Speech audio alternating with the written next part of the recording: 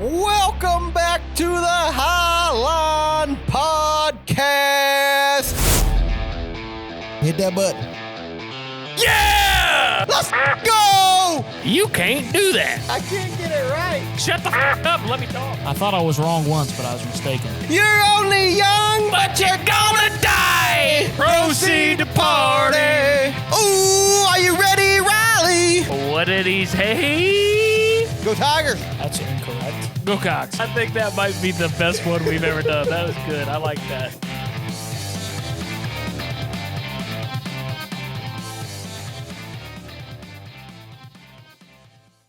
Yeah, for the dogs, them, you know. Look, Mama hit my phone saying Atlanta's no good. Better her than telling me the check's no good. Now they want to act like I do no good. Funny because I really did more than I should. Chase made a decision Saturday night that he would die for it.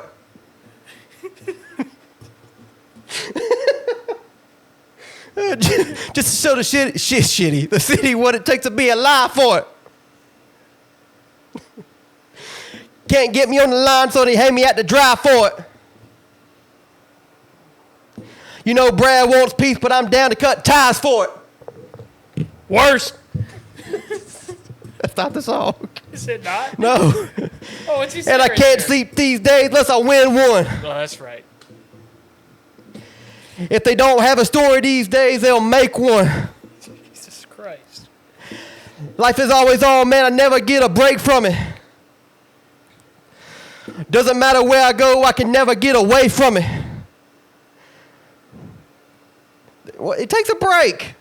I'm trying to figure out what the name of this song is. They give me loyalty and I ain't got to pay for it. Same way bread's got to break for it. Is this 9? Keeping people fed in my only piece of mind now. You fucked me up. Now I turn the 6 upside down. It's a 9 now. I know. Chase made a decision Saturday night that he would die for it. Go 9 and fuck Brad Keselowski. Man, that is actually the perfect song. Yes. But it was so bad. What's wrong with it? You. Nah, I did all right. I know. He doesn't say I know. I know. You don't even know the song. I do. You thought it was worst behavior. It sounds like worst behavior. It kind of does. But no. Chase made a decision Saturday night, and he broke ties with Brad. Not like they had a tie at the beginning, but it kind of made sense. Because Chase Elliott has won yet again at EchoPark Speedway. Won yet again. I haven't won a race in 44 races. Him and Brad have done the same losing streak. That's his second win there. He shouldn't have won that one either. The first one or the second one. Oh, okay then. Come on, Corey. Yeah, what about Corey Saturday? He was in that big one. Yeah, he was. So was everyone else. Oh, man, what a great time to be alive. Speaking for myself, not for Mr. Whiny Crybaby over here. Existence is pain. Turn a 6 upside down. It's a 9 now. That's who was almost in victory lane. Should have been. Turn a 6 upside down. No. Thank you very much, Alex Bowman. I do appreciate it.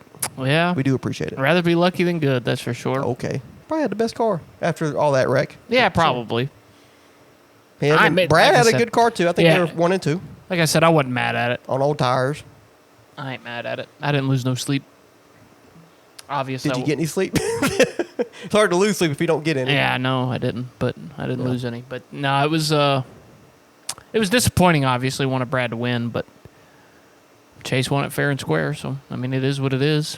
At least Brad didn't get disqualified like the last Roush car that finished second. So, well, actually, not the last. I'm about to one. say Chris finished second in Michigan. Michigan, but Your boys have been close, but no cigar this it's year. Story of my life, you know. Short when it comes up, short when it matters most. Yeah, just coming up a little short, but no, it's just been one of those years, you know. It was like that for a while. Hey, at least they have speed now again. Yeah, that's true. But it was that way for a while before they started winning. First year Brad came over. A lot of second place finishes out of that team. Not out of the 6. Well, out of the Roush. Yeah, 17 a couple times. One at Bristol, though. Yeah, I think Brad finished second somewhere, I thought. I'm sure he did, but that year itself was awful for him. Yeah. His first year over But anyways, and then he finished second a bunch the year after. there. Yeah, for sure. Him and Chris both kind of did. But anyways, disappointing. Brad needed to win the race to make the playoffs. He's only got one shot realistically. You remember, though, a couple years ago at Daytona when Chris won, which I wasn't. I was a little upset just I picked because Chris to win that race. Yeah, I know, but I needed Chase Elliott to win that race at Daytona. You were pissed. I was mad because, and I liked Chris. I mean, that was when I started being a Chris fan. But I was like, man, fuck, Chase needed that win way more. And you're like, whatever, still Chris. You should be happy. Although you don't cheer for Chase Elliott, but it kind of felt like the same thing. Brad needed that win more than Chase did, but a win's a win. Yeah, I mean, like I said, I ain't mad at Chase for winning the race. It's his job. Yeah. And Cole winning with the what was the kid's name? Why'd you have to ask me? Madeline? No. No, it wasn't Madeline. It was Raylan. Raylan. Winning for her, which was awesome. She designed the car. They do that every year with Chase. And it's a cool little thing, but Chase never done hardly anything in those paint schemes over the past 9 years. He's always ran pretty average or worse, gets in wrecks, stuff like that a lot of times. But it's the first time he's able to do good and win a race for Raylan. I'm sure that's something she'll never forget. Yeah. It was cool to see that. Well, yeah, he's not a very good race car driver. That's why he doesn't run very well in those cars very often. But he was good enough on Saturday night, that's for sure. Salty. I've been saying this all year. What? That Chase is not good. Well, he's only second in points now. Points don't matter. I thought that's what you cared about the most. But they don't. They do. He's only second in points because he's got like 400 stage points. No, he's got like 400 eighth place finishes. He hadn't got a lot of stage points this year. Anyways, I forgot to flip my hat over when I said 6-2-9 now. Let me flip this over now. 6-2-9. You'd have got I can't even see it. Well, sucks for you. Anyway, Atlanta. Obviously, Chase Elliott won. Oh, shit. That's right. I forgot. Since I'm not a Chase Elliott fan, it didn't even cross my mind. Well, since Chase Elliott won, that means for the second time this year, there will be a shotgun in this garage. Yeah, I mean, yeah. Both times I've done it 3 times now. You done it once. Have you done it 3 times this year? Chase won in at the Clash. No, that's right. Blaney won in Nashville. I forgot the Clash. Now I just need Chris to get her done. And I'd be happy. I'm kind of glad Chris didn't win or Brad didn't win because I don't want to shotgun a beer today. Why? Because you a pussy? Pussy. Oh, we know that ain't the truth. I just kind of feel like shit, to be honest with you. Oh, I look like that. I feel like shit, too. All right.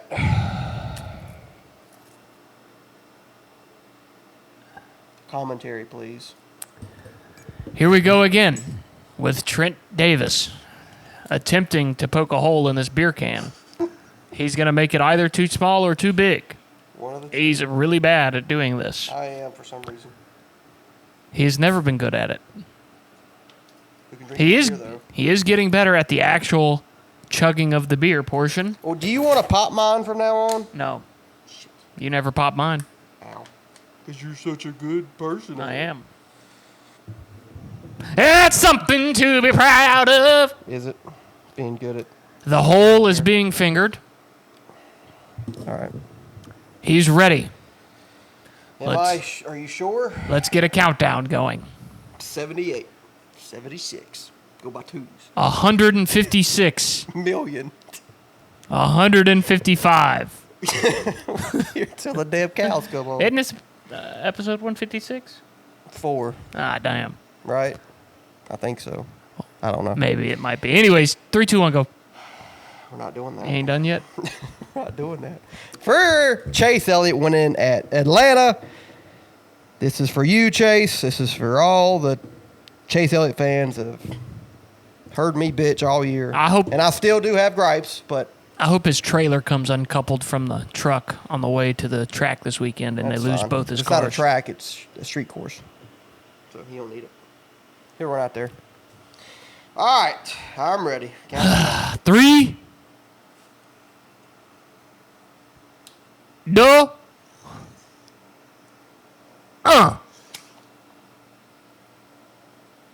Going very slowly here.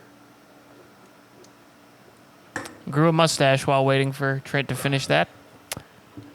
That might have been my best one. That was pretty good.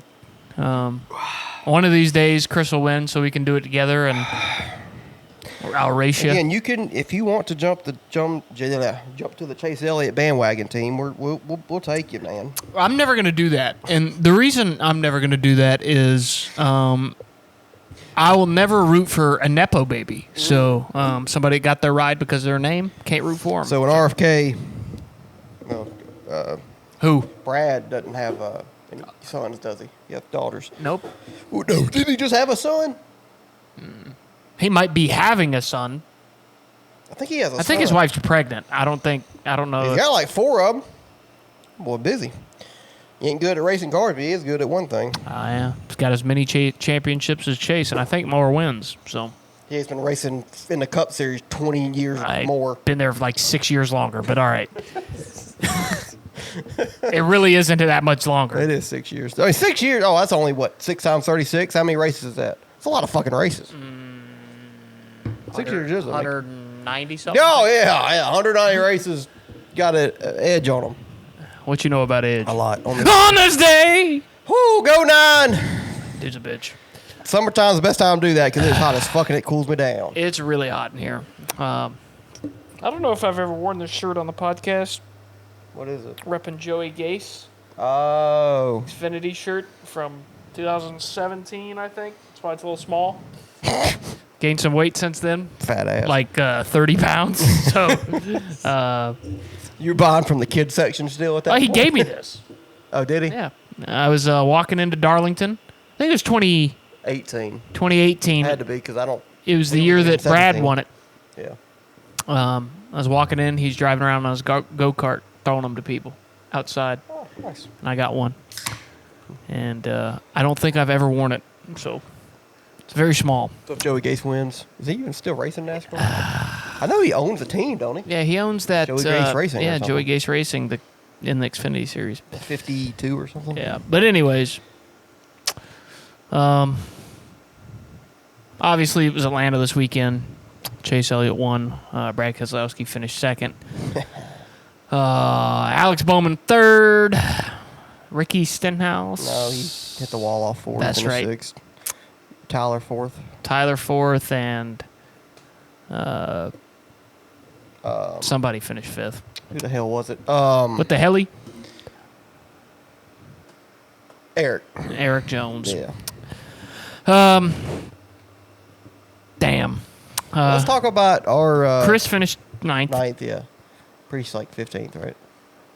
Yeah. Me for Blaney, Chris ninth for me, and then Blaney, of course, gets right hooked into the damn fence like he always does at these tracks. He has the worst luck with those things.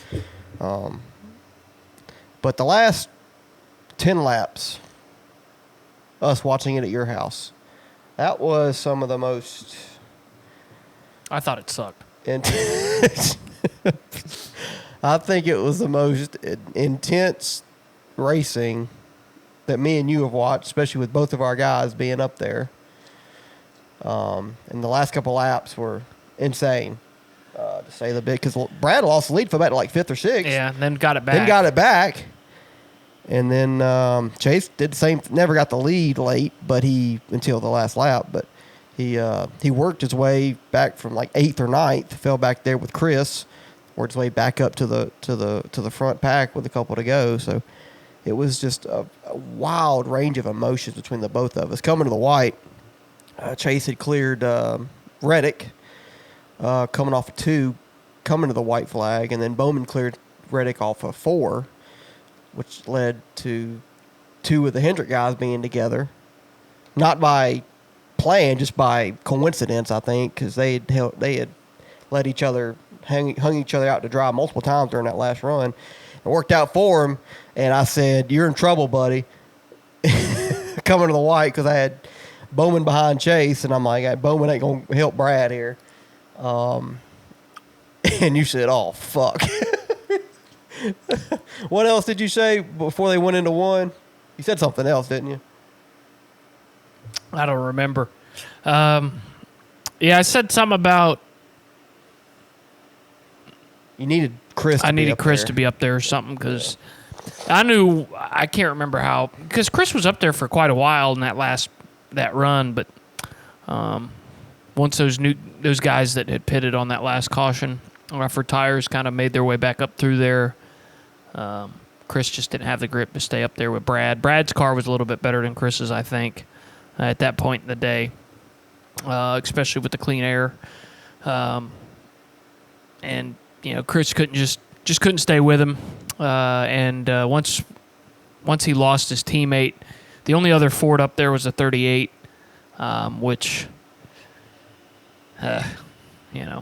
Which Zane made some good Zane moves for the lead. he did, but you can't trust that guy to help you, right?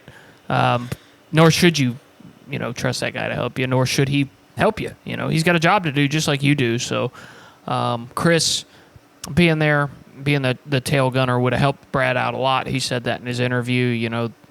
I think he asked, what would have made the difference, and he said, we just didn't have a teammate up there, and I don't think that takes anything away from what Chase did or whatever, but that is what it came down to. Is just Chase had help and Brad didn't. Because I think if that was really any other car other than a Chase Elliott teammate, they bump draft Brad down the back stretch and slingshot him into off. Going into and Brad's got a shot at it, and it just kind of brings all three of them back together. But obviously, the 48 wasn't going to do that and didn't. So I still think Chase wins if Brad gets the bump draft there, but obviously no need to make it close. So yeah, disappointing, but like you said, amazing racing towards the end. I couldn't even be mad at it, really. I mean, I was disappointed. I wanted Brad to win, obviously, but it was that hat says otherwise. It was such. Threw your hat I threw it down in disappointment, but then that was it. More disappointing than angry. Yeah. And while I threw my hat in celebration. Yeah. So really, really good race. Really good racing throughout the day. Really, they battled as they always do at Atlanta, from start to finish. If the green flag was out, they were racing hard. No fuel save, no tire save, no ride around and coast. And that makes for an interesting show. Obviously, half the field wishes they would have rode around a little bit during the second stage, with the big one taking out 70% of the field. And, big one.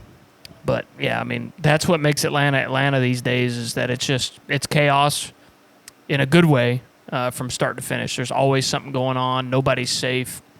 If you got a good car, you can drive up through there. Carson Hocevar did it 47 times. It felt like Saturday, back to front, back to front, back to front. Priest drove his way up through there. Brad, didn't have the greatest starting position. Lot of good guys came from the back several times. Brad was in the big one. Priest was in it. And or were they in the other wreck? No, they were in the big one. Brad got minimal damage. Yeah, he had to spin out. Priest got quite a bit of damage, and even he was up running third at a certain point of that last stage. So, really good racing. You said something at the end of the race. You said you think that might be the best race you've ever seen. I don't know if I want to go that far, but it's. It was a really good race, like 9.5, 9.9 out of 10. Only thing that would have made it better was just a different name on the marquee at the end of the night. So really gate really gate. Yeah. Really great racing. Really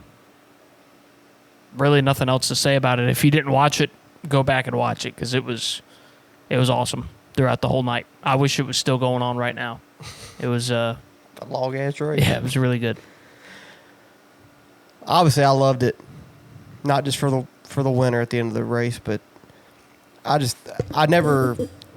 you really don't ever get that type of on the edge action throughout the whole race anymore, especially not at Talladega or Daytona. You just don't.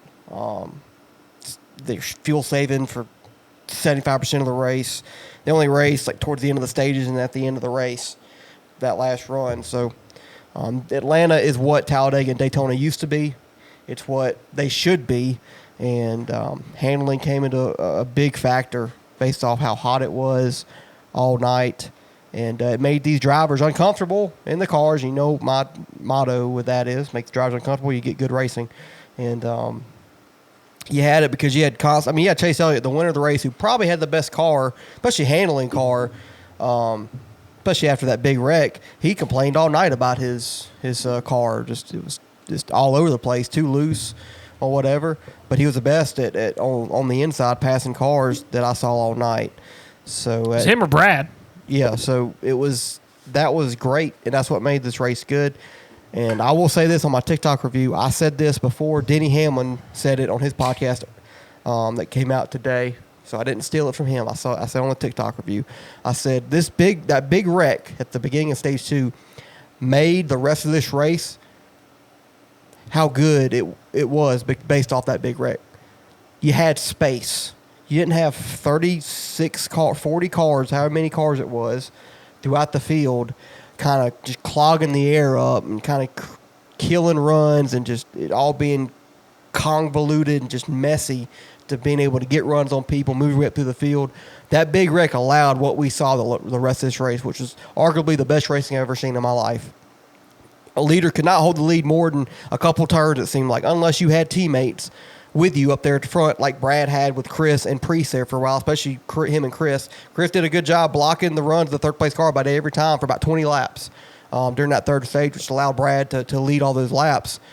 Because if Brad didn't have Chris up there, he don't lead all those laps. Now he'll go back and forth with people, and he'll lead some of those laps that he led without Chris being behind him, but it wouldn't be consecutive like he had with help. And that's another thing too. You had that big wreck where a lot of team cars got involved, and you had a couple cars left from each team, so you didn't have a whole lot of help with you that survived that big wreck. Like RFK did have 3, but Priest was wounded. He's probably 75% of what that car could actually get, maybe even less than that. You know, you had Hendrick with Chase and Bowman. That was it. Larson didn't get a whole lot of damage, but he was awful all night. You think of Penske. Penske was eliminated, which they started the top 3 positions. If you want to include Josh Berry, 4th. With Wood Brothers, they were the top 4 fastest guys in qualifying. They all got involved in that big wreck, so they were done. Joe Gibbs Racing, you had Denny, you had Christopher. Well, Christopher got taken out of that first wreck, but Denny and Briscoe got taken out of the second wreck, so all you had left was Ty Gibbs. 2011, you did have all 3 of those guys after that big wreck, but Riley Herbst took himself out, and Bubba, he was involved in that wreck. He still tried to get his way back up through there, and then he gets back on a lead lap, and then he wrecks the car again. So it's a lot of teams that just didn't have a whole lot of help, didn't have a whole lot of teammates to work together. It was just every team for themselves, and that's what made the end of this race so great. And obviously it worked out there at the end for Chase to be able to have a teammate behind him and Alex to give him that push and have that trust in Alex that he wasn't going to throw it in there before Chase could throw it in on Brad going into one on that last lap. So that definitely did help Chase win this race. But Chase did a great job all night avoiding all the wrecks because he almost got involved in that first wreck with Christopher and Blaney and all those guys. He came very close to getting involved in that incident. So it's a great job all night for Chase and that 9 team. He's not the best, but I think he's in the top 6 or 7 of drafting style tracks in the Cup Series. Just based off his wins at Talladega, now here at Atlanta. Hadn't got a win at Daytona yet, but he's been close there as well. So Chase is not the best super speedway racer, if you want to call this drafting style track. but he is definitely in the top 6 or 7 in my opinion. He's always up there towards the end of these races, unless he gets taken out early or whatever. But great win for the 9 team. They didn't need it as much as Brad did, but I still think this is a big boost for the 9 team. This is his first win. He's only won before this race. He had won one time the past 2.5 years. And if you're Rick Hendrick, if you're Hendrick Motorsports, if you're the 9 team, you're expected to win way more races than one win in the past 2.5 years. Now it's 2. Locked himself in the playoffs, which is good. I'd like to see him do it at a non-drafting style track now because they're building momentum. They've had now 3 straight top 5s. You could argue Mexico probably had the second best car to Shane Van Gisbergen. Then Pocono had a top 5 car, finished 5th. And then, this weekend at Atlanta wins the race. So they're on a good roll. If they can keep it going, that'll help build momentum towards the playoff. Now they're in it. And they're now only 37 points behind their teammate William Byron for the regular season championship. If you don't win a whole lot of races, that regular season championship comes in handy. And he's been closing the gap on William the past couple of weeks based off how bad Williams' finishes have been the past couple of weeks. So if you can get that, you only got to win a couple races, and it kind of evens out to your teammates with Larson winning 3 or 4 times, and he'll probably win another with Denny and Christopher as well winning all those races. So big win for Chase. Very happy for him. And let's keep doing it. I give this race a 9.9 out of 10 just for the 9 team winning the race. What's next on the docket, Riley? Well, we're going to talk about the in-season tournament. Nobody's got perfect bracket. Nobody's got one left. Obviously, not a good thing for me because I'm somebody. I was hoping to win it. Just a damn shame. So, pretty much the whole left side of my bracket's wrong. Well, let's give out who won last week. So, start off hot. Ty Dillon, the 32 seed, beat Denny Hamlin, the 1 seed here at Atlanta. Got a top 10. Good run for Ty Dillon and that team. Caused some wrecks, though, with I think he caused the Justin Haley wreck and another one as well. But Ty Dillon shocking the world there. I got that one wrong. Busch and Keselowski. I had Keselowski, so I'm good there. Bowman and Logano, I picked Logano. Obviously, Bowman finishing 3rd. Joey got in a big wreck, so I got that one wrong. Bowman advancing. The Suarez-Wallace matchup, I got that one wrong as well. I had Suarez advancing. Bubba did enough to advance. Nemechek and Berry, I got Nemechek right on that one. Chase Elliott and Austin Dillon, obviously Chase Elliott wins it because he wins the race. Ross Chastain and Eric Jones, I picked Ross, and I got that wrong. Eric Jones with a solid top 5. Bell and Stenhouse, I picked Stenhouse and got that one right. Stenhouse finished 6th. Bell got involved in that first wreck. Got involved. He calls the first wreck. Losing talent there. Right side of the bracket, Briscoe and Gregson. I picked Gregson. I got that one right. Priest and Byron. I picked Byron. Got that one wrong. Priest beat him there. Blaney and Hocevar. I picked Blaney. Got that one wrong. Hocevar, I think, got a top 10 at the end of the day, even being involved in that big wreck. Blaney finished last. He was screwed. Reddick and Larson. I picked Reddick. I got that one right. Tyler Reddick with a 4th place finish. McDowell and Allmendinger. I picked McDowell. Got that right. Gibbs and Haley. I picked Haley, so I got that one wrong. Ty Gibbs advances. And Zane Smith and Austin Cindric, I picked Zane Smith. He finishes 7th. Austin Cindric got in that wreck, so I got that one right. And Chris Buescher and Todd Gilliland, I picked Chris Buescher and got that one right as well. So I got 7 wrong. 7 out of, 9 right? No. Yeah, 9 right? I got 7 wrong. I got 9 right. Yeah. Okay, so I went 9 and 7. Which ain't too bad. It makes the playoffs in the NFC East or something. Yeah, so I'll take it. Yeah, My champion is still alive. I don't mind too. We got the same guy. I don't think I fared quite as good as you. I got Hamlin wrong. Brad was right.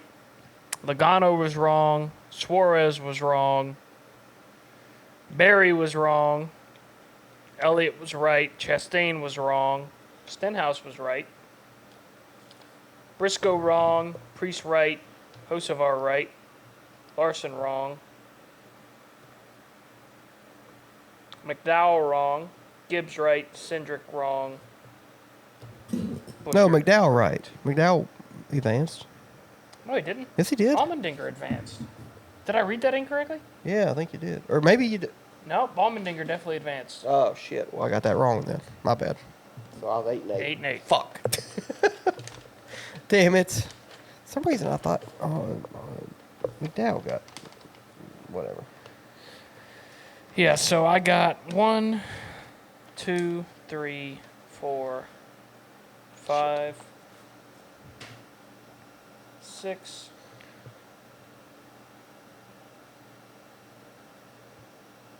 7, 8, 9. What? 7 and 9. That would not make the playoffs.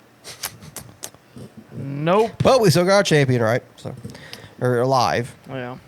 However, I did have Denny making to the championship, so that kills my left side of the bracket. I've only got 1 alive in the left. Well, I'm about to say, no, what? I've got 2. 3. I've got 3 alive on the left side, but I've only got 1 of my final 4 on each side alive. I got you. But I do have my championship 2 are still alive. Yeah, mine are not with Denny, but Chris is still alive, so that's good. So, zero brackets remain perfect after this weekend. I think that's why they did it here in Atlanta, because they were just figuring the chaos of Atlanta would be nearly impossible for somebody to get all of them right. Because if you get through this round, it's not as challenging to predict. Now, you'll probably still be very challenged, and you probably not get it right throughout the next 4 races, but it's a little easier to determine a winner and stuff like that going forward after Atlanta. So, the rounds this week, we have Ty Dillon and Brad Keselowski. This will be all at Chicago Street Course this weekend. Ty Dillon and Brad Keselowski. You got Bowman and Bubba. You got John Hunter Nemechek and Chase Elliott. You got Eric Jones and Ricky Stenhouse Jr. You got Noah Gragson and Ryan Preece. You got Carson Hocevar and Tyler Reddick. You got AJ Allmendinger and Ty Gibbs. And you got Zane Smith and Chris Puchyr as the second round matchups. Riley, let's. Well, how do you want to do this? You just want to preview them, or you want to get picks, or what you want to do? I guess we'll talk about them. We'll give some picks. It won't take that long. So this week, we got Ty Dillon and Brad Keselowski on the left side. That's a toss-up. They both are going to suck. You know, one's going to run 25th, one's going to run 28th. So, I mean, let's pick them. I'll pick Brad Keselowski just to pick him. As far as the 48 and the 23 go, that's another going to be a close call. 48 won this race last year, but Bubba's doing pretty well on road courses these days. I'm going to pick the 44, the 48 on that. I think Bowman will have a better day on that, especially Chicago Street Course. Bubba's struggled there a little bit. So as it comes to the 42 and the 9, obviously I'm going to pick the 9. I think he will run better than John Hunter on any road course or really any other track, and barring wrecking. Eric Jones and Ricky Stenhouse, going to be a toss-up between those two. Neither of those guys are known for their road course acumen, but give me Eric Jones on that one. Go to the other side. You got Chase Briscoe. No, you don't. You've got Noah Gragson and Ryan Preece. Kind of another one that you don't expect a ton out of those guys. However, Ryan Preece did qualify second to Shane Van Gisbergen at the last road course, and it was pretty close. Preece said that he thought he had enough for the pole. Give me Ryan Preece to beat out Noah Gragson in that one.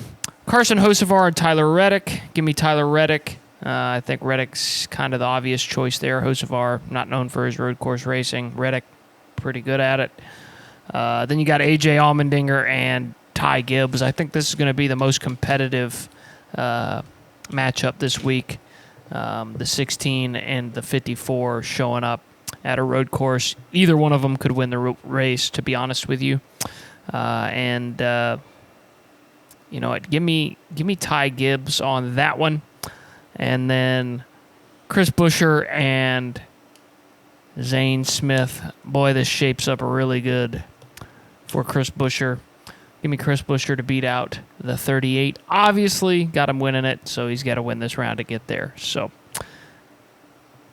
yeah. Yeah, so my side, my updated bracket now. Ty Dillon and Brad Keselowski, I'll take Brad. I trust him a little bit more. Chicago, I think last year he actually ran halfway decent here, top 20, I believe.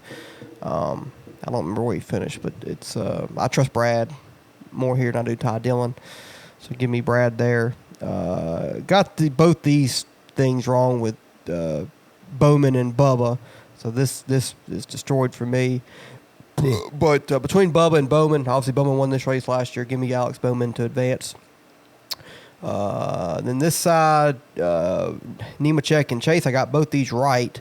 So this side is doing okay. This portion anyway. Give me Chase Elliott to beat John Hunter. No disrespect, John Hunter. He had a sixth place finish in Mexico, but he ain't Chase Elliott on road courses. So give me Chase there. And then Eric and Ricky, I got the Eric one wrong. I had Ross advancing, but I had Ricky right beating Bell. So give me Eric Jones. Neither one of these guys are great at road courses, but I trust Eric Jones a little bit more than Ricky, and those legacy cars are on a roll these past couple months. They've had some really good speed. So give me Eric Jones there. And the right side, I had Noah right, but I had William Byron beating Priest, so I got that one wrong. But give me Priest to beat Noah. Priest showing speed at Mexico City. I just trust him. That 4 team is kind of in a mess right now. They ran awful at Mexico City, so I have no faith in Noah to be able to get a good finish there. I do trust the 60 car to get a solid finish, top 15 finish at the end of the day at Chicago. So give me Priest there. And then we got Reddick and Hocevar. Give me Tyler Reddick, one of the best road course racers in the Cup Series, against Carson Hocevar, who is one of the worst. The Cup Series, pretty obvious pick there. As long as nothing happens to Reddick, I feel good about that one. Then you got AJ and Ty Gibbs. Like you said, this is probably the best matchup of the weekend. Both these guys are good at super speedways, good at road courses. Give me Ty Gibbs, though. I think his speed at Mexico City, he's had speed at other road courses this year and last year. He could be a sneaky pick to win this weekend at Chicago. So I'm going to pick him over AJ. Street courses are not AJ's forte. He's been solid at Chicago, but not as good as we expected him to be based off a new track and all these Cup guys being kind of new to a certain road course. You thought AJ would be better, but he hasn't been at Chicago. So give me Ty Gibbs there. And Zane Smith and Chris Buescher. Obviously give me Chris Buescher, Mr. Consistency on road courses. Zane Smith, he's not the best road course racer in the world. He's not the worst, but I think Chris Buescher, as long as nothing happens to 17, he'll be the 38 this weekend. So I think, do we agree on every friggin' one of these? I think so. Oh, that takes the drama out Quick of it. rundown of yours. Who's advancing? Brad, Bowman, Chase. Yeah, Chase, Eric, Priest, Reddick, Ty, and Chris. Yes. Well, damn. How could you pick fucking the same as me? Hey, sometimes you're just right, you know. Yeah, clearly. But it should be an entertaining matchup. Entertaining how this rest of this bracket goes. It kind of does suck that a lot of the favorites got taken out at Atlanta just because nobody is going to... I mean, you'll see the matchup between Brad and Ty, but it's going to be for 25th, more than likely. It's not going to be up in the top 5 or top 10. Same thing with... I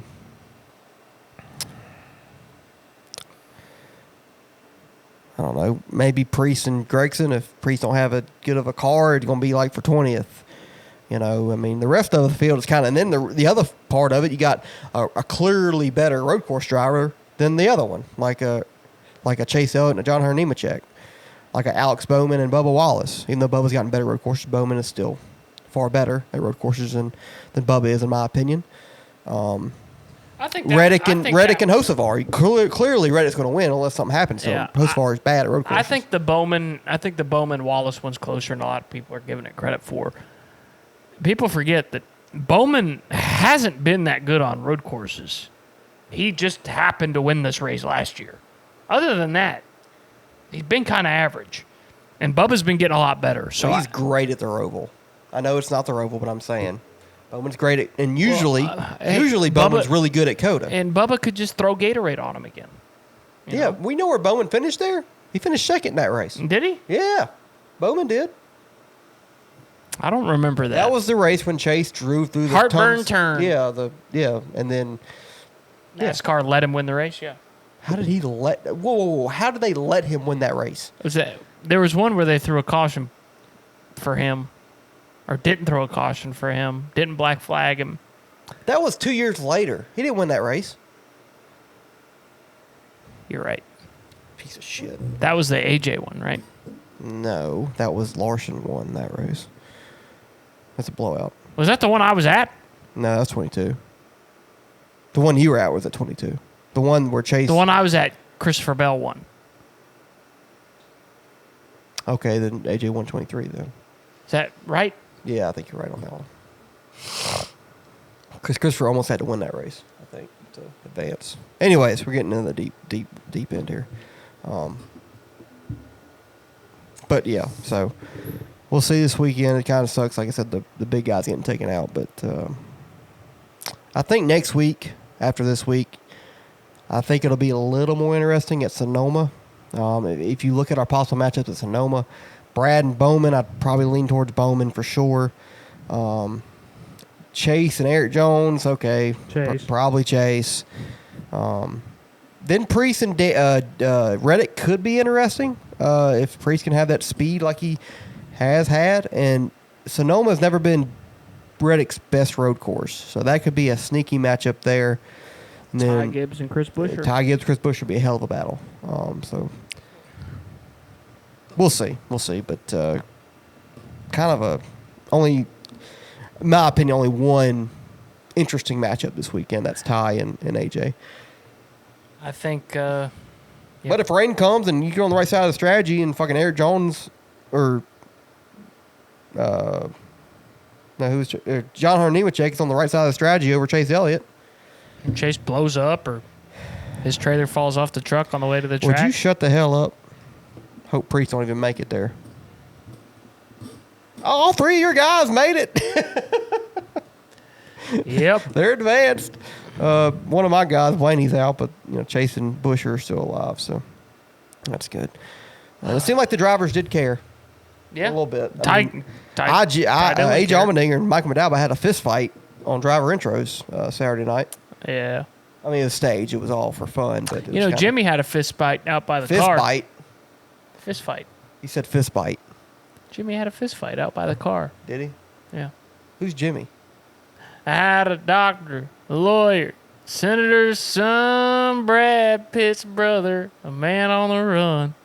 Anything I thought, get the job done. I don't know what you're saying. Yeah, we went out last night. Kenny Chesney. Yeah. Jimmy had a fist fight out. I'm sorry, I don't know that song word for word. I apologize.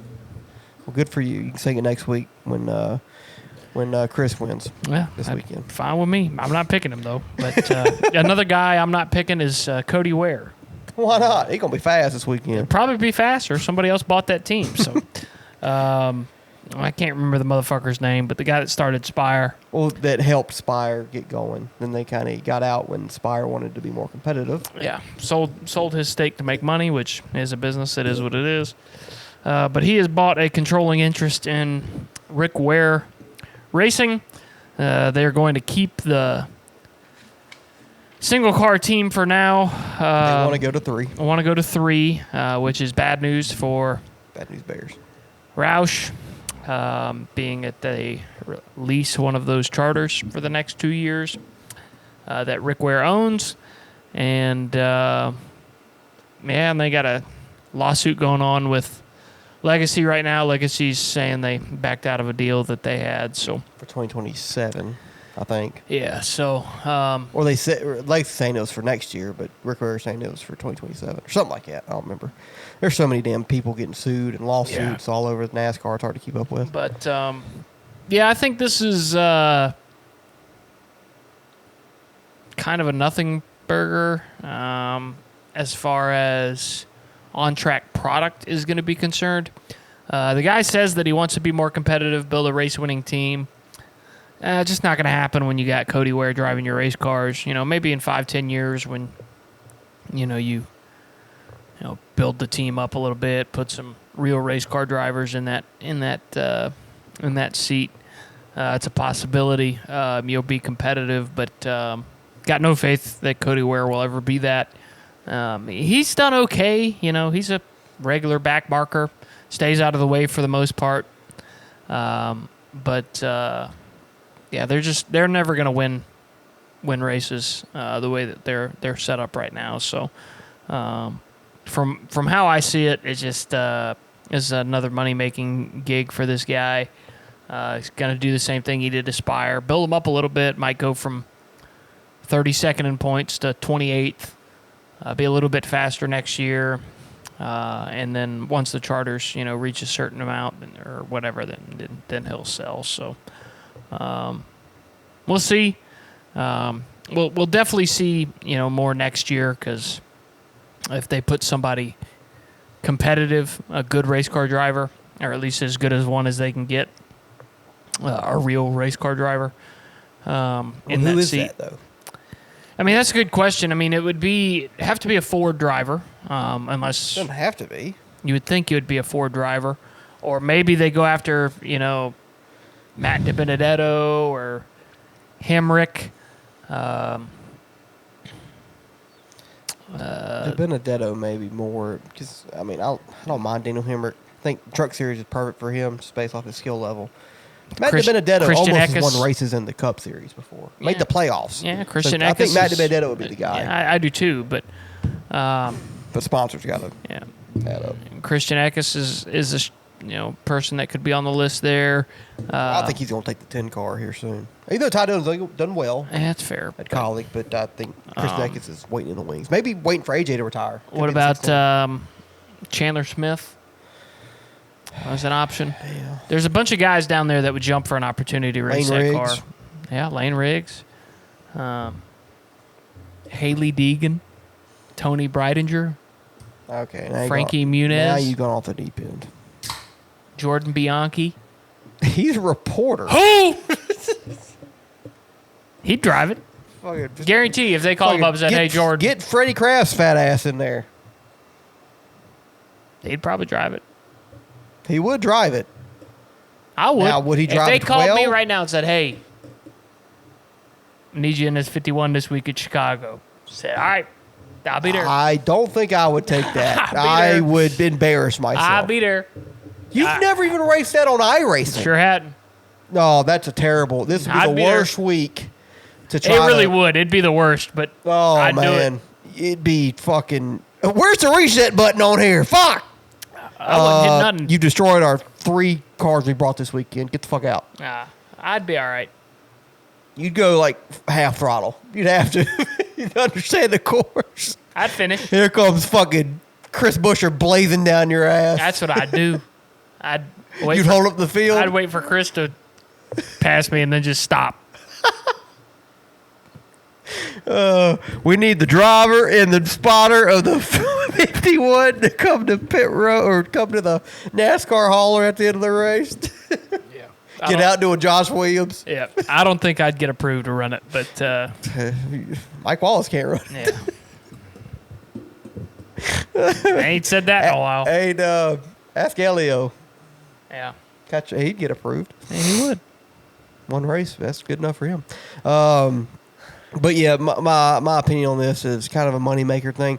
Although I want to hold out hope and say this guy kind of learned the Spire thing. Maybe this stuff just didn't go well between him and Spire, and that's why he got out. He just didn't agree with all the decisions being made. Obviously, the decisions being made at Spire have been, for the most part, the right ones.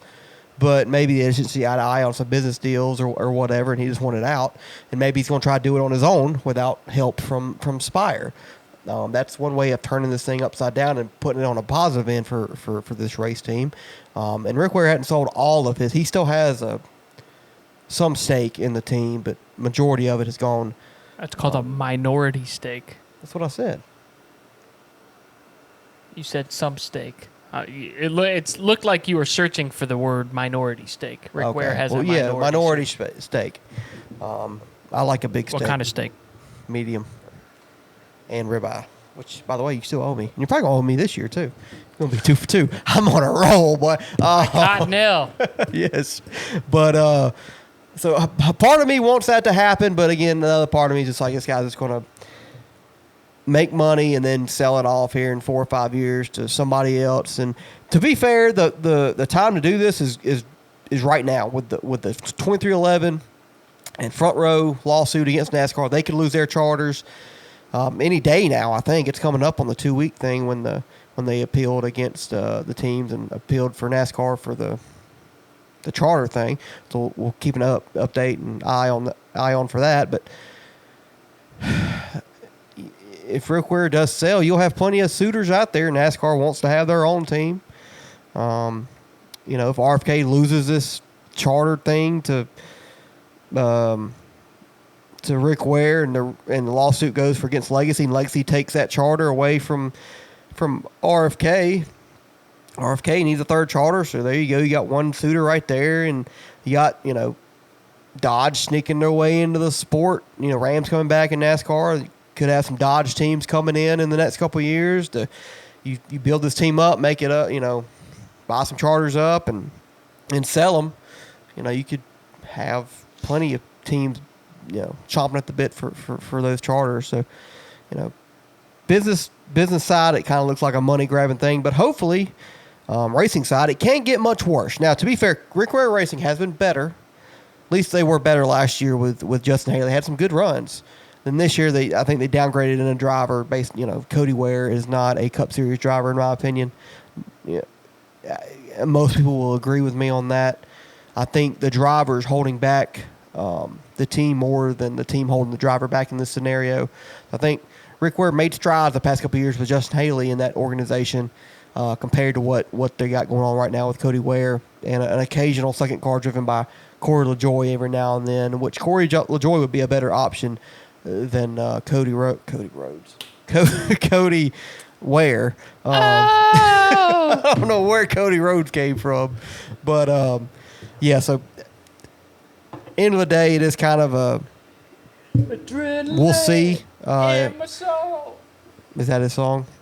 Wait for them to start the show. Out the curtain light, go up above. Oh! Good job. Okay, shut up. Shut up. But yes, it's the worst team in NASCAR is getting sold, so we'll see how it goes. I don't see them becoming a contender with this guy, but he could if he turns the right screws and makes the right moves on certain business deals, and they can get some money in that organization and get a better driver behind the wheel, get a more experienced, better, maybe just a younger driver that's got more raw talent than Cody Ware, and we'll see. But it's a big deal. NASCAR team getting sold. It is the worst team in NASCAR, and they've been around for a while now. And we'll see how it goes. But bye Rick Ware Racing, at least for the Rick Ware making the majority business decisions for that team. So we'll see how it goes. Ripping the topics.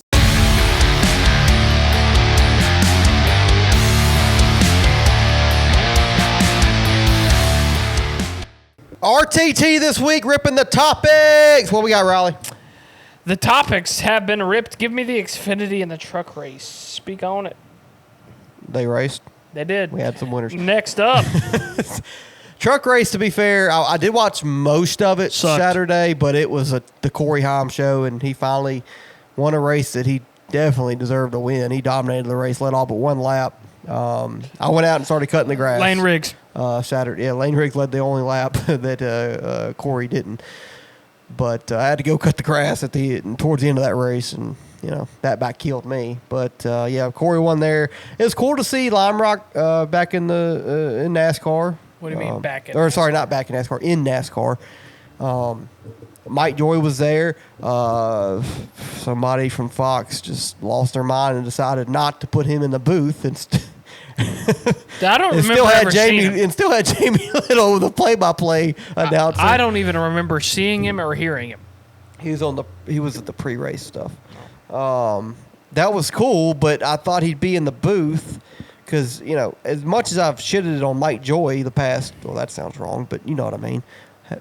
He's not where ODB. He's not where he used to be as a commentator because Odell of his Beckham. age. Everybody gets old. Mother Nature, Father Time is undefeated. In everything, but he's still way better than Jamie Little. So I don't understand. It's like putting down prime LeBron on the bench and saying, "Hey, fucking Jordan Jones, not Jordan Jones, James Jones. Jordan Jones, girl went to school with James Jones." James Jones. I don't even remember who that is. Yeah, man, she was like, damn. Oh, it'd be the one episode that goes viral, and then all of our fucking classmates will come after us. I really don't know who that is. Yeah, James Jones. I'll show you a picture of her. I know James Jones is. No, he Jordan. won a championship with Okay, LeBron. all right. But you know what I'm saying? Putting James Jones in the fourth quarter with 2 minutes to go and putting prime LeBron on the bench don't make no damn sense. So didn't understand that call, but the race itself was good. Was not great, but I love the camera angle of them flying down that hill going into I think turn 6 or something. Dude, that was fucking. They looked like they were flying. You don't get that from NASCAR anymore. The coolest camera angle was them coming up over the hill and catching a little bit of air coming onto the front And then, stretch. but yeah, that was cool too. But I think because it just looked like they were fucking going 300 miles an hour. 300. 300. I got some stuttering problem. Yeah. Did I stutter? Yeah. But yeah, it wasn't a great race, but the camera angle was cool, and hopefully they race at what's that track near there? Stafford. I think the trucks would race better at Stafford since they're up in Connecticut. That's a better track for the Truck Series to race at. I think it'd be a better Xfinity and Cup Series race if they ever race there at Lime Rock. I'm not going crazy for it, but I think it would be a better race overall if those two series, especially the Xfinity Series, race there. Overall, wasn't a great race. And the Xfinity Series on Friday night. Well, my guy won on Saturday, but gosh, dog it, my Xfinity guy almost won a damn race on Friday night. Almost had a perfect weekend in NASCAR. Carson Quaffle came so close to winning that race, but the Joker won, and what the hell's his name? Nick Sanchez. His mouth looks like Jack Nicklaus's. They say the Joker. Joker is a wanted The way man. the way his face looks, but congratulations to him. He put himself in position to win the race. Carson Quaffle. Should have been Leland Honeyman. It should have been Carson Quaffle, but Carson came up second. I said he should have made the move with 3 to go when he got 2 second.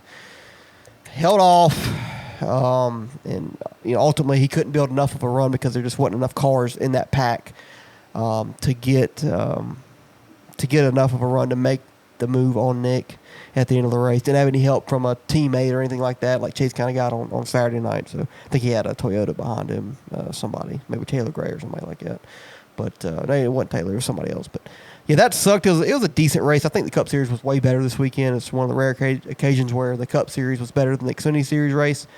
Xfinity Series just got really spread out because there's just more of a big difference in the team cars and the team speed and team setups, from 1st to 15th. And then 16th on back is kind of, considerably slower. So that's what kind of made the Xfinity race kind of not as good. But, yeah, it was still a decent race. Just wish, Carson would have got it done there this weekend, get his first win. But his time's coming soon. I trust him. I trust that team. They're starting to put some races together. Just need to have a little bit more speed most weekends. But Your time is up. But His yeah. time is now. congratulations to Nick Sanchez. He's a decent little super speedway racer. You can't see him. His time is now. Yep. Yeah, as far as the Xfinity stuff goes, kind of a bad race in my opinion. I really didn't enjoy it. Thrown off by the 2-hour-long red flag for weather. Just never really had a flow to it. Once they came back from the red flag, bunch of wrecks. Couldn't really get into the race, in my opinion. End of the race was all right. Was hoping for Leland Honeyman. He was running there in fourth. Hell of a save at one point. Should have wrecked it. I mean, car was 45 degrees in the wrong direction, and gathered it on up and kept on trucking, but ended up losing a bunch of spots because of it, and didn't get the finish he should have.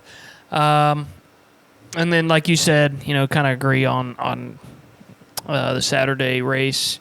As far as the truck goes, was okay.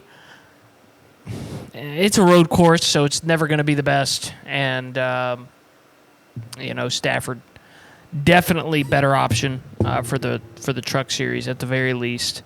If you're going to run in that area, Stafford's where you should be. So, really not much else to say other than that. Yeah. What's next? TNT, I believe. Dynamite! Because I'm TNT. Dynamite. TNT. I want to fight. Hello. Huh? Am I right? Yeah. Watch me explode! That was like my favorite intro as a kid with NASCAR. Cause I'm TNT. Dynamite. Fight. If Chase Elliott would have won the race, I probably would have done that song. Fight. Just based off TNT returning. What do you think about it? Same. Wasn't as good as Prime, but I will say it was better than Fox. It was better than Fox, but it had some of the same issues Fox had. The audio mixing was awful. Audio was bad. The booth was good. Yeah. I liked the booth. Pit road reporting was fine. Mamba Smith sucks. I don't know. You're racist. Mamba Smith sucks. I'm just going to say it. It is what it is. The kid's an idiot. Why do you not like him? He doesn't need to be on TV. Yeah. I don't like him on NASCAR's, podcasts that they do. No, he's on the Happy Hour podcast with Harvick. Yeah, that's him and Caitlin Vinci. That's NASCAR's podcast. They sponsor that shit. So, podcast stuff that he does, I'm not a huge fan. Trackside stuff wasn't great. Just kind of seems unknowledgeable, and doesn't really. I think he knows NASCAR. He just don't know how to say it. Which is fine. I get it. It is what it is. People it's will not say that about us. Personal indictment of Mamba Smith. Probably a great dude, but I think there's better options out there. And then of course, camera angles on TNT were rough for me. A lot of times, really wide angles for some weird reason. Really low, really wide angles. Really close-up angles. Certain points throughout the race, you thought there was a wreck going on because camera operator would be jerking the camera, trying to get to the back of the field, and then switch back up to get to the front. And when you have that, it's because somebody's wrecking. Somebody's got a problem. Almost missed a restart one time. They come back for commercial, they're fucking already going. It's like, what the fuck? So just some stuff to clean up. Again, they hadn't broadcast a race in 10 years, so. What do you think about the graphics? I actually liked them. Graphics were fine. Post-race was fine. Pre-race was fine. I still wish somebody would do the top. Just the scrolling one? Scrolling one. I like that one the best. I do too. Even though I know you can't see where your favorite driver is all the time, you can see them more, especially if your guy's running 25th. Yeah, because you scroll, and if your guy, beginning of a race, started 43rd, dead last. Every time you scroll along, you could see him. Okay, he's up to 39th. Next scroll, he's up to 36th. You're like, hell yeah, come on, baby. But if he starts 43rd, you never see him until he gets in the top 20 on the list. So, I like the scrolling one better as well. I just think there's some things to button up. Camera stuff is probably the most important to me. Yeah, for sure. Mamba can get better. What do you think of the post-race show? I thought it was a lot like Amazon, just not quite as much. Yeah, I think flair. I think Amazon's was or I think TNT's was better.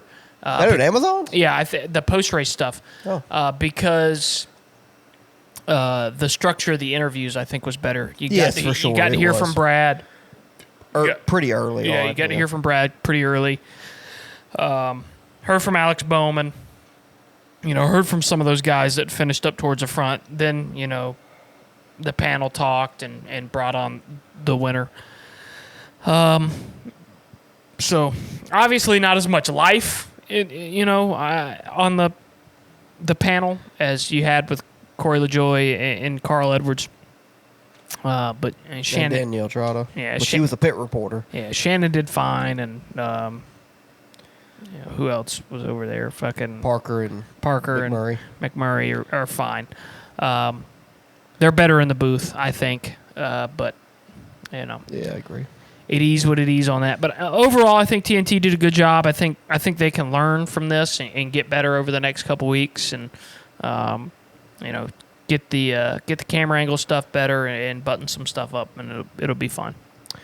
Yeah, I agree with you for the most part. The roughest part was the production aspect of it. The camera angles, we got battles for the lead, which I know this race had an ungodly amount of lead changes just based off how the race went. Just as a great race, you go to the wide angles and you go to close-up angles, you're going to miss some stuff. I get that.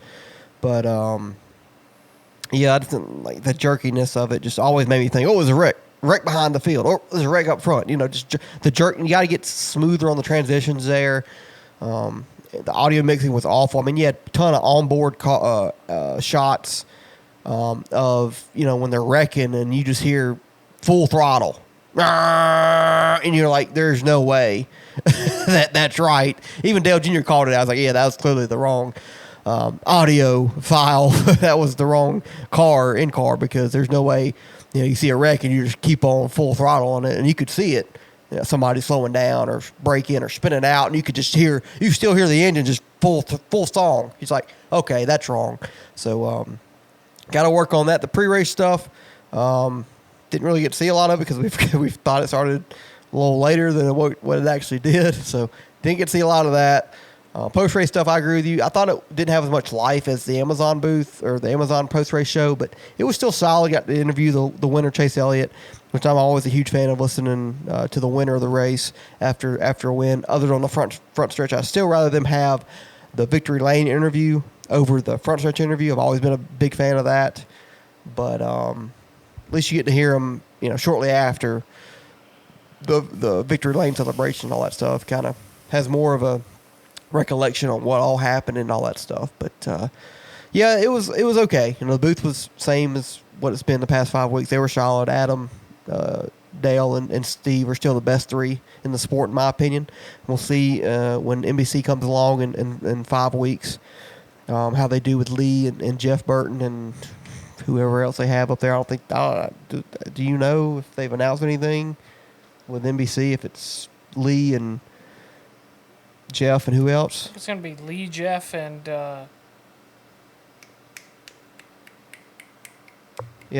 JT Daniels. Wow, making a NASCAR NASCAR appearance. It's going to be could be Kyle Petty.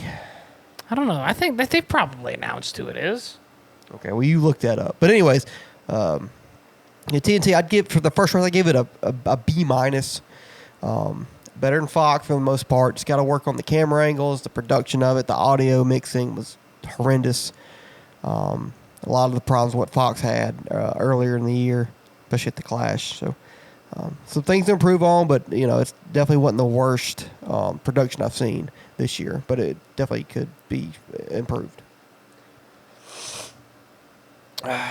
Next, while you look for that, the number 54 team and Ty Gibbs, who you said would win the most races at JGR this year, is switching things up on a pit box. And what those changes are, so Tyler Allen, rookie crew chief, at a 54. Ty lost his crew chief, Chris Gale, to the 11 team because Chris Gabehart went to be in a more advisory role in Joe Gibbs Racing. This weekend, we saw him on the pit box at Atlanta. We're like, what the hell is that guy doing up there? Chris Gabehart was up there at the 54 pit box. He's apparently kind of he's not the crew chief of the 54 team, but he's going to be an advisor for the 54 team I think until the playoffs start. You got the other three JGR cars have won races this year. They are already locked in the playoffs with Denny, with Christopher, and with Chase Briscoe 2 weeks ago at Poker, a week ago, however you want to think of the timeline, at Pocono. So Ty Gibbs is the only person left at JGR that does not have a win yet this year. So they're putting Chris Gabehart in that role to kind of help Tyler Allen call these races and help the engineers and the car chiefs and all that stuff determine how they're going to do races and how to set up the cars maybe each week and, adjust on the car when Ty says what he says on the radio to how they need to work on the car for the next run or whatever. This is kind of a slap in the face to Tyler Allen. It's like the master coming back to the apprentice and helping him fight somebody because he don't trust the apprentice to do his job Steve right. with him. Steve Letarte? Yeah. Oh, I don't know. So he's God almighty. So he's working for 3 networks? Amazon, TNT, and NBC. And USA. That's crazy. But it's kind of a slap in the face, Tyler Allen. I get it because the 54 has been considerably slower for most of the year than the 19, the 11, and the 20. But still, halfway through the year, and your rookie crew chief, you just have no faith in saying, "Hey, we gotta bring this guy back from a competition role, and we got to help get the 54 team figured out." I have a theory where if it wasn't Ty Gibbs in this seat, I think they don't do this. I think Joe Gibbs, his grandson, he's gonna try to give all the resources he can to help him get his first win because his pressure's getting pretty heavy for Ty to win a race. He's over 100 starts now, hadn't won a race. He's come close a couple times, but he's been up and down, hot and cold this year. Started off terribly, got on a bit of a run there at, not halfway, but start of the spring, got on a bit of a roll, then he fell down again. Now he's kind of been back on a better roll these past couple weeks, so we'll see how it goes. I think it will help the 54 team, but it's kind of just a slap in the face of Tyler Allen, not giving this guy much of a chance to prove himself. Just based off probably who the driver is. Yeah, he's still going to win 3 or 4 more races. More? He's got to win 3 or 4 to start with. Yeah, he's. I think he's going to have to win 4 of the next couple. Next a couple. Yeah, so I'll be right. I hate to tell you, bud. My Zane Smith pick probably is over. Not necessarily, but it's probably. But I have a better chance of Zane winning 2 races than your ass with Ty Gibbs winning 4. Yeah, you're probably right. But these moves do make that shot a little better, I think. I think the 54 should be more consistent. It might be one of those things, though, and it is what it is. Some guys are Xfinity guys, some guys are Cup guys, some guys are Truck guys. Ty Gibbs might just be a really good Xfinity racer, and he just might be an average Cup racer. Those guys exist. There's guys that go out there and whoop ass every weekend in the Xfinity stuff, but can't compete on Sundays. Hell, there's guys that couldn't compete on Saturdays and came over and won 7 championships in the Cup Series. So. Juan Pablo? Talking about Jimmy Johnson. Yes, obviously. Never won an Xfinity race. He won one. He won one. Didn't win one before he got his Cup ride. No, he won one before he got his Cup ride. He won at Fontana. The year before he got the Cup ride. Then the year later, he won his first career race at Fontana in the Cup Series. I'll take your word for it. But, yeah, I mean, we'll see what happens with the 54 team. Obviously, they're going to give them all the rope they can. They're going to do whatever they can to make that car fast because it is Ty Gibbs. But, it might be one of those situations where, you either shit or get off the pot. Here's all your resources. If you can't make it work, we're going to do something else. So we'll see. Ty Gibbs has not been good in general since he's been in that car. So, this might be kind of a last-ditch effort to turn things around for that team. Okay, my bad. It wasn't at Fontana, but he did win a race the year before he got into the Cup Series. It was at Chicagoland. 2001. So I was mostly right, just the wrong track. Had the right year, almost had the right track. Right, everything. Wasn't he already in the Cup car by that time? Knew his first year was 2002. Bitch. I'm right yet again. I love being right. So he won his first championship in his 4th year. 2, 3, 4, 5. No. 5th year. 5th year. He didn't stop till the 11th And then year. won 6. 5. Yeah, 5 in a row. And Yeah. Anyways, lawsuit update. This one will be quick.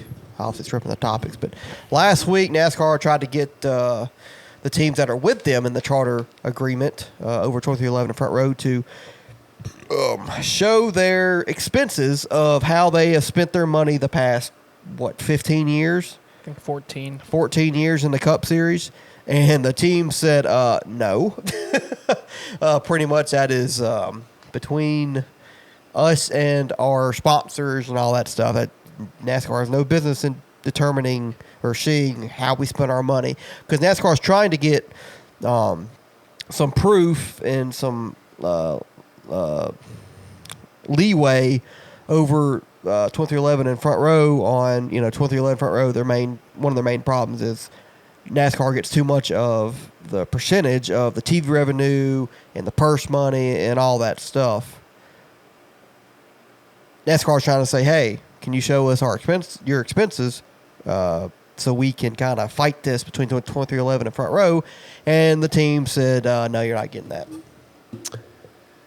Yeah, but then NASCAR or the judge turned around and said you got to give some of it. That's true. That's true. So I forgot about that. what they are doing is I can't remember exactly. I really don't understand exactly what is being forced to be turned over.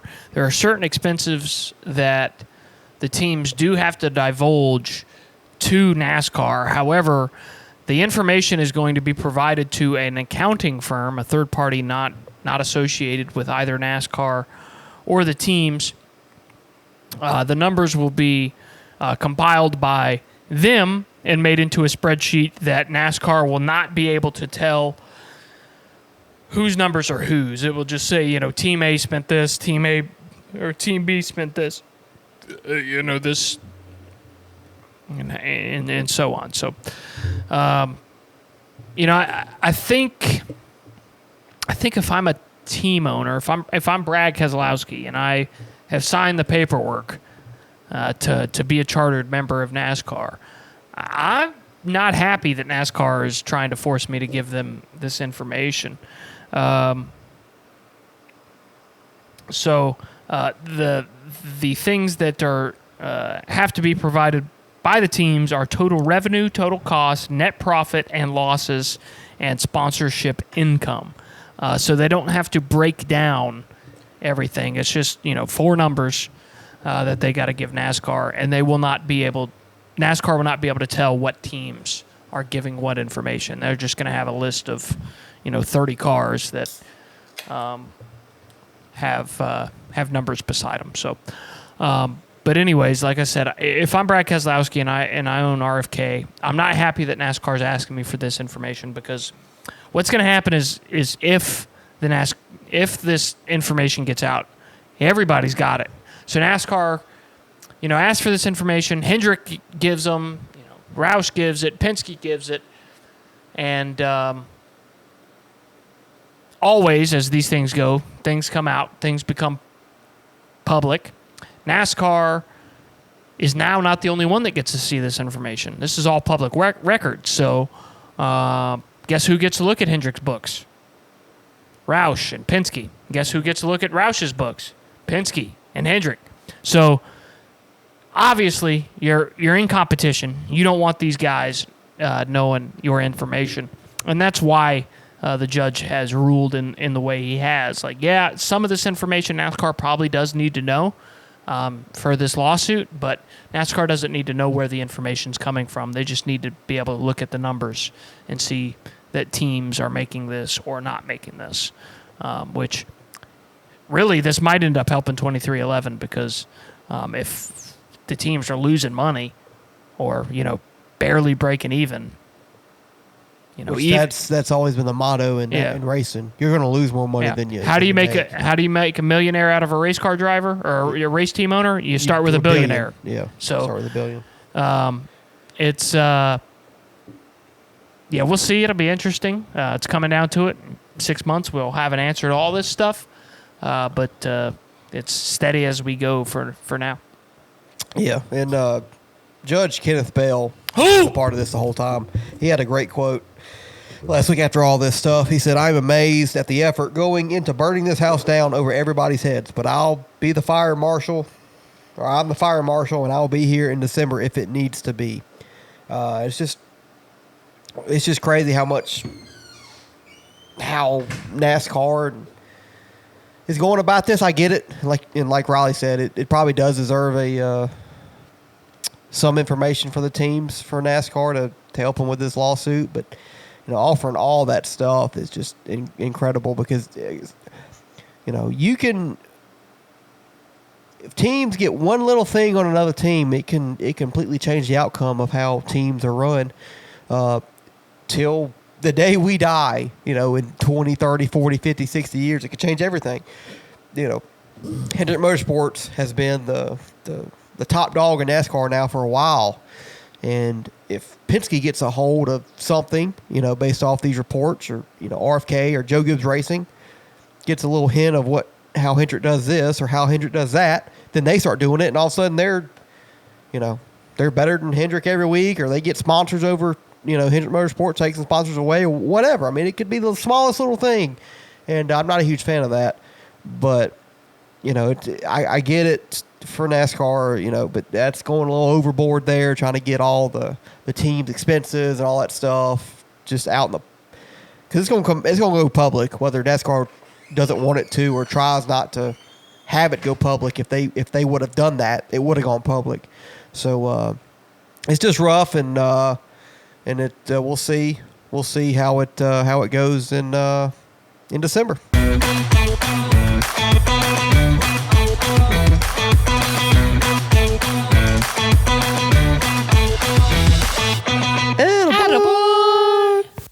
Oh, brother. Well, it's about that time for RTT, wouldn't you say? Or not RTT. Attaboy! Attaboy! Hit that button. Can't do that. I'll about hit it. What? What? You going to clean me out? I need one beer. You are going to clean me out? What? You got to go to work tomorrow, don't you? It's all right. It's non-alcoholic. It's non-alcoholic. All right, and Attaboy Tom. My Attaboy from Richmond. Where? Rich what? You Rich can't mud? do that, Trent. My Attaboy from EchoPark this past weekend. Obviously, I'm giving it to my boy Chase from the same place. He wasn't even born in Dawsonville. Getting the win, the second win at Atlanta, at a race where it wasn't just a drafting style track. Like, you had to have some driver skill come into it. You weren't saving fuel the whole race. You avoided the wrecks. They played the strategy right. Even though Alan Gustafson kind of wanted him to pit there over that last caution, and Chase I can't give up the front row. Alan ultimately said, yeah, I probably agree with you. But it was close between Alan bringing him down pit road there, which I don't think would have worked out at the end. Maybe it would have. We'll never know. But he won the race, staying out. So we're going to say that was the right call. And Chase made the call mainly. So attaboy to the 9, Chase Elliott. I mean, when you're the most popular driver in the sport, Dale Jr. can attest to this, there's just a different standard held because you have more fans, more voices cheering for you than, let's say, a 20th place guy. And when you've only won one race in the past 2.5 years, the fans get restless. We expect more. You're racing for the best team in NASCAR. Your teammates are out there winning multiple races each and every year the past couple of years, while your ass has won one race the past 2.5 years. That's not good enough. So all the pressure that was put on this team is fair and justified. Me including in that. I put pressure on this 9 team to deliver to have race-winning cars and for Chase to make the right adjustment calls and for Allen to make the right adjustment calls based on what Chase was giving him at the end of these races. We've seen constantly the past 2.5 years, Chase or Allen or whatever get behind on the car. They fall back throughout the field towards the end of these races. And this week it was not necessarily a handling race or a setup race, but it played a factor. But they did what they had to do. They made the right calls. They didn't screw up the race when they had probably the best car, and they got it done. Taking into account that half the field got wrecked, I get that. But still, you took advantage of opportunity when it doesn't present itself that much. With half the field getting taken out, probably some of the best cars in the field got taken out in that wreck in Stage 2. You were up there at leading the race when all that happened because y'all made a great strategy call in Stage 1 to get track position to start Stage 2. Attaboy. We haven't seen that. And it worked out to y'all's advantage. Chase drove a great race, had a great car, and made the right move at the right time, passing Brad on the last lap. So all other things considered, give my attaboy to Chase Elliott in the 9 team. Let's do it again, baby. Yeah, I mean, pretty obvious pick there. Can't be mad at it. It's unfortunate. But, Would you stop stalling? It is what it is. You're No, stalling. I know who I'm going to pick. I'm just making sure. You making sure? Yeah. I'm going to give it to Connor Zilic. He finished 11th. One of the most important things to me as a young race car driver is me not knowing you're there, especially when you're...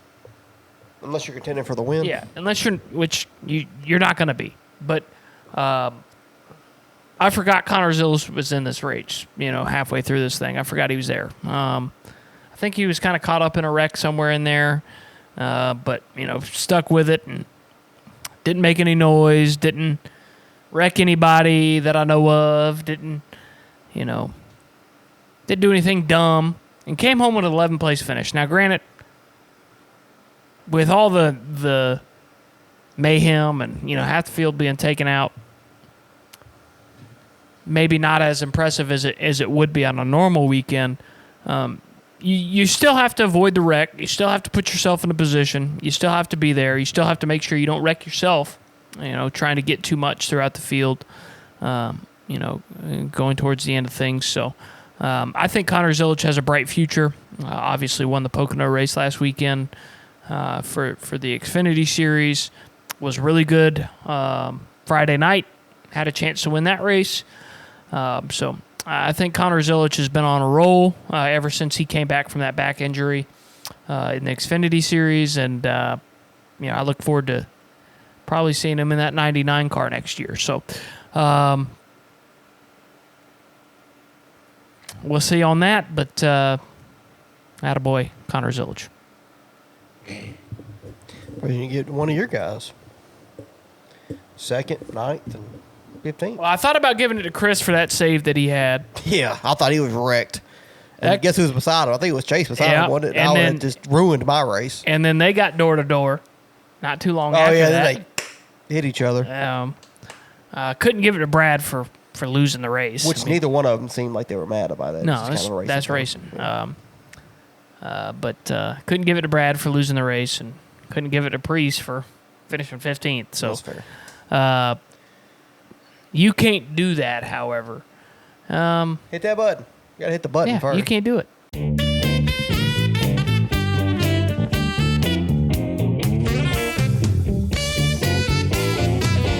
You can't do that.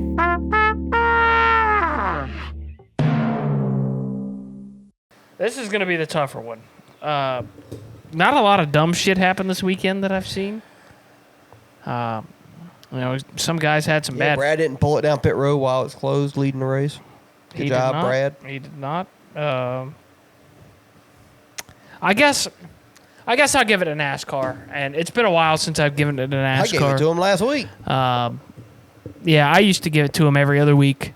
If you've been around for any amount of time, you know that. But we're trying to get on NASCAR's good side, I guess, because we've been giving it. Well, to they them just less. hadn't done as much dumb shit recently. No, they haven't. But this weekend they did, and What'd they do? I want to know.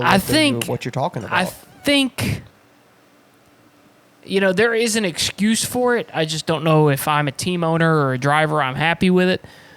You can't tell guys that they can, repair their car, go to the garage, start working on cars. Let them work on the car for an hour, and when they're getting ready to drive the motherfucker back on the racetrack to compete, you tell them, sorry, you're done. Like, those guys could have been home. Like, they could have been home. Or at least halfway there, if they're driving. Go home. He had the 19 car, the 11 car. He had a bunch of guys in the pits working hard. All those guys were in there breaking their backs, trying to put these cars together to go out there and get 2 or 3 points. And at no point during that process did NASCAR think to go over there and tell them, hey, you guys are done. So either...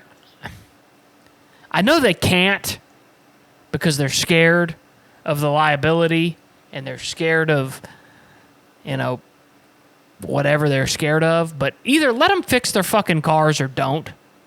Like, just, if you're going to let them fix them, let them fix them. Let them make their own decisions whether or not it's safe enough to put their own driver back on the track. Let the driver look at the car and say, I'm not fucking driving that if he doesn't want to drive it. NASCAR should not be dictating whether or not a car that was built by a team that's been in a wreck is good to go back out or not. I don't think so. I think NASCAR should let the teams decide if it's worth putting the car back out there. That's what the minimum speed is for. If you put the car back out there and it's too fucking slow and you're in the way, you get back black flags, you're done. But don't let the guys work on that car for an hour and a half, go over there and say, oh, we didn't catch this earlier. Sorry. You can't race. That's ridiculous to me. And luckily it didn't happen to any of my guys, but if I'm a 19, if I'm a crew member, if I'm a team owner, if I'm paying for that shit, I'm pissed that NASCAR let them do that. So really kind of a dumb situation that probably could have been caught otherwise, but if NASCAR would just get out of its own way and let the teams fucking do their own thing, you'd never have this problem. Yeah, that's fair. I forgot about that. Honorable mention, it's not my you can't do that, my honorable mention is to Daniel Dye for apparently flipping off Austin Hill at the Xfinity race on Friday night.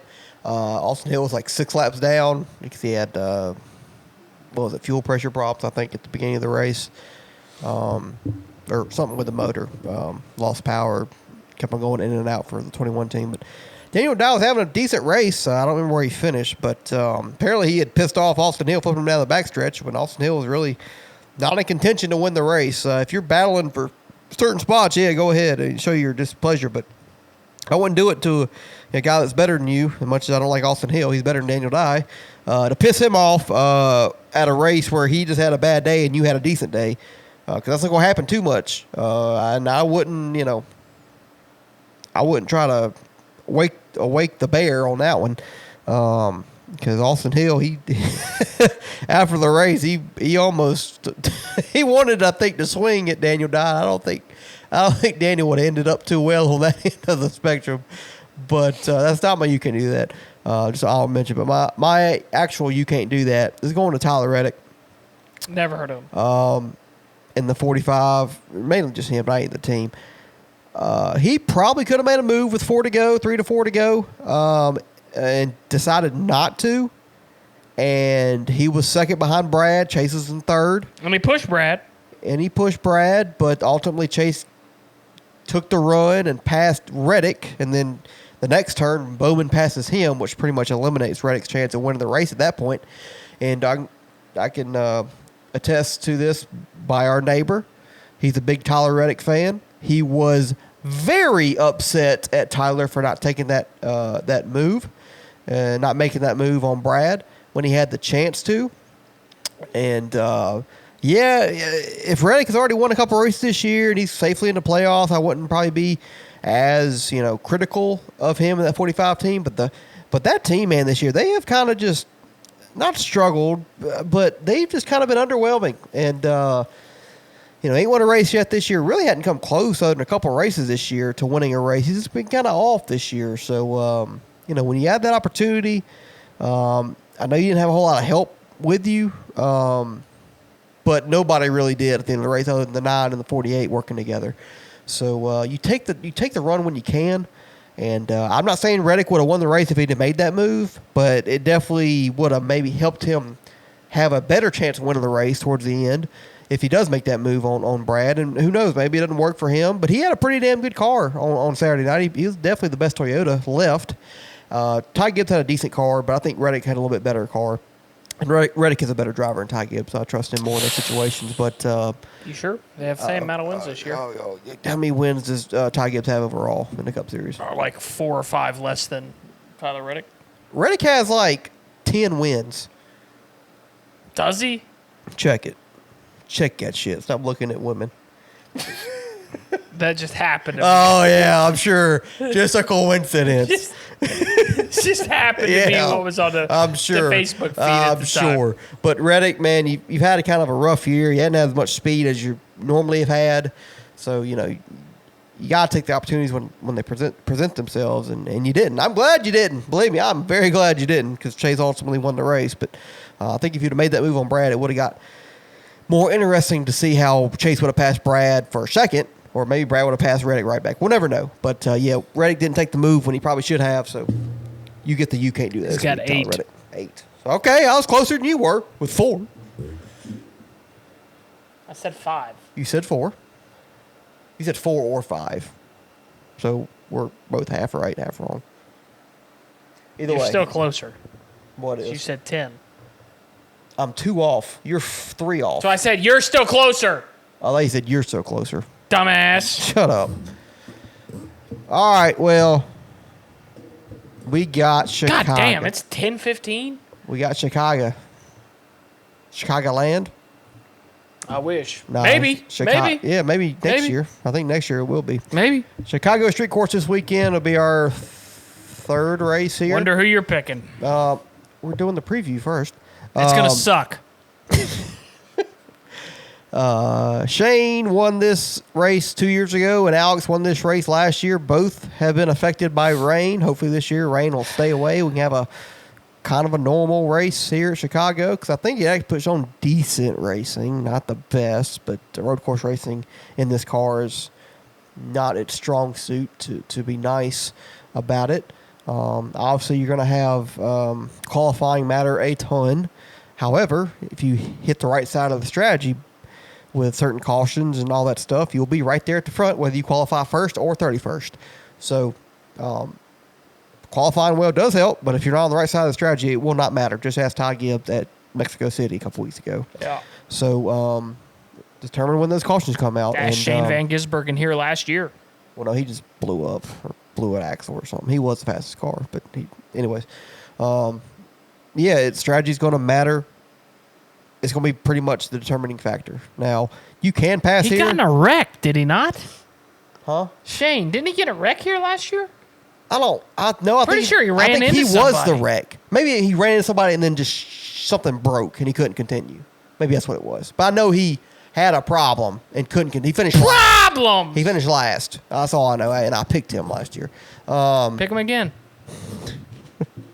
But Pussy, bet you won't.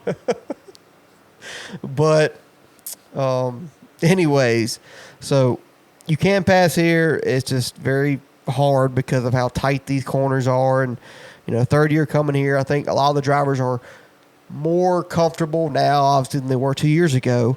But they're still kind of out of their comfort zone just based off, how close the walls are, how tight the corners are. And you make one mistake, you're done for.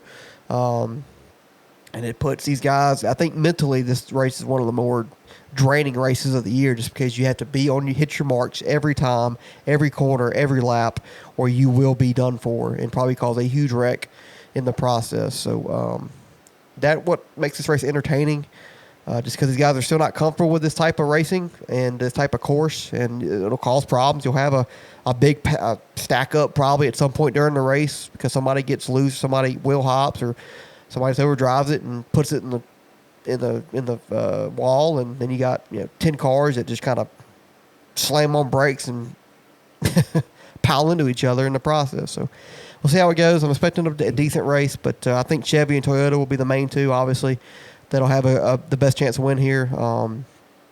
Christopher Bell should be strong. Ty Gibbs should be strong. He's been strong here before. Tyler Reddick finished second here last year. He should be strong. And then you got Chevy with the Hendrick boys. I think pretty much every Hendrick car will be pretty fast this weekend. All the guys have been good on road courses in this next gen car, and obviously you got the Trackhouse boys and SVG. This is what he's so used to being racing that in Australia in the V8 supercars. So he should be strong yet again. I think he had the best car here last year. Just shit happened to him. And then we'll see about Ross. Daniel, we'll see about Daniel. He should be decent here. And I think your winner will come from one of those three organizations, or four organizations if you count 2311 with Tyler Reddick. So it should be an interesting race, and hopefully the rain will stay away. We can have a normal Chicago street race, because I would love to see it. That's probably the last one here. Yeah, probably. Yeah, I mean, you said pretty much everything I wanted to say. Rain possibility. Hopefully it doesn't come. Hopefully we see a straight-up race here. Chevrolet, Toyota probably going to win the race.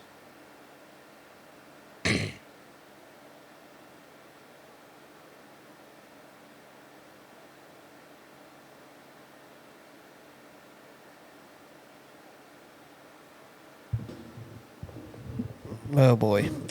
We're looking at the entry list, sorry. Looking at the entry list, we have some really, really interesting folk that are going to be in the race. Catherine Legg going to be there this weekend. I think I'm a picker. Corey Heim going to be there this weekend. Josh Balicki going to be in the 66. Oh, damn. Ryan Priest is coming this week. Ryan Priest going to be in the race. Hell yeah. Stage 60 car. Will Brown will be in the 13 for Colic. So I told you he was making a start. Didn't I? I said that a couple weeks ago. I don't fucking know. Remember he drove for the 33 at Sonoma last year, 2 years ago. That's what I was.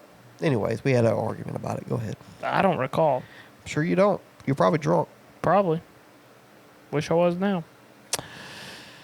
I think you are. You're just tired. Is that what we're going to use? I want you to know I went to bed at 8:30 last night. Uh-huh. I woke up at 1. Nice. I went to work at 4. Hey, you know what I did last night? I got home from Georgia, from my farm, at like 10 o'clock. Ate dinner. Well, I ate Zaxby's. I got on the way back. And I fell asleep at probably 11-ish. I didn't wake up until 4 o'clock this afternoon. I mean, I slept so fucking long. I literally had a full work day. Yes. I slept, woke up, But went to work, and here, worked all day. You have to think, my sleep, I've not had a lot of it the past week. Me either. Well, that sucks for you. Maybe you should just have a day off or something. I don't get those. Anyways, go ahead. Yeah, I mean, like I said, you said most of everything. There really ain't a ton to talk about. Chevy or Toyota probably going to win the race. Guys like AJ, obviously Christopher Bell. I forgot about AJ, too. Yeah, he could have a chance. Shane Van Gisbergen. Folks like that probably going to be your Ty Gibbs. Probably going to be your McDowell could favorites. McDowell, Yeah. Kyle Larson. Ross will be fine. Chris will be okay. Probably not race winning speed, but probably get a top 10. It's probably his worst road course. Yeah, so we'll see what happens. Hoping for chaos. Hopefully it's somebody random, because there's one guy everybody wants or thinks is going to win. There's one guy you're probably going to pick. If you don't pick him, you're big dumb, and I will. So, yeah, I mean, hopefully some chaos happens. Hoppins. And, yeah, that too. So John Hopkins. we'll see. Yes, sir. Yes, sir. I won yet again last week with Zane Smith. He didn't win. He came close to winning. Had a chance to win. Was leading with like 7 to go, which I never would have thought would be in Zane Smith's cards. But he came close, but still beat whoever the fuck you picked. You picked Priest, Priest, right? Yeah, so he beat Priest. Which Priest had a better car, but Oh, okay, we'll never know.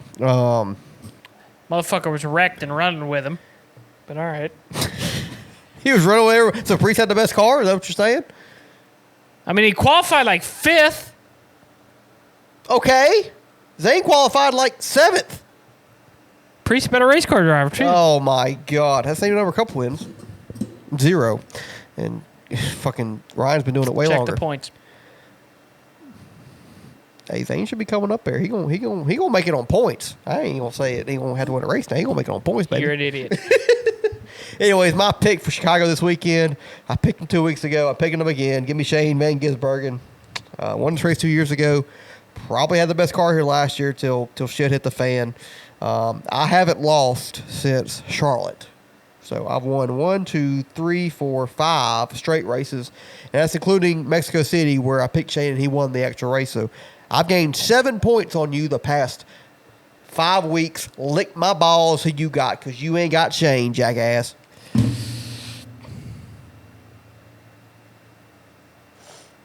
Yeah, it's been I don't know that guy. It's been unfortunate. What's the score now? 11-9. Yeah, I went from like a 5-point lead to a 2-point loss. Yep. It's been rough out here. You ought to pick Brad. Last time you won, you picked Brad. That's true. And I picked Brad in this span, and I won.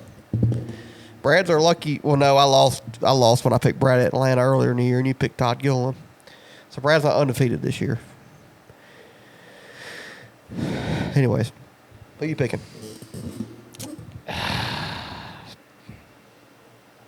Let me see the list. Oh, my God. I know who I want to pick. I just don't know how many times I've picked him. Justin Haley. I think you've only picked him 0 times. He did finish second here 2 years ago.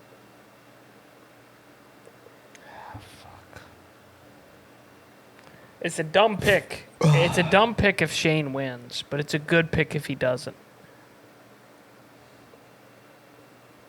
Who the fuck are you talking about? Give me Chase Elliott. You fucking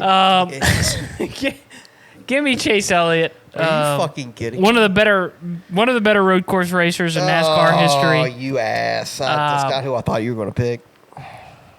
This might be dumb, like I said, but, got some momentum off the win. You only got one more with him. I know.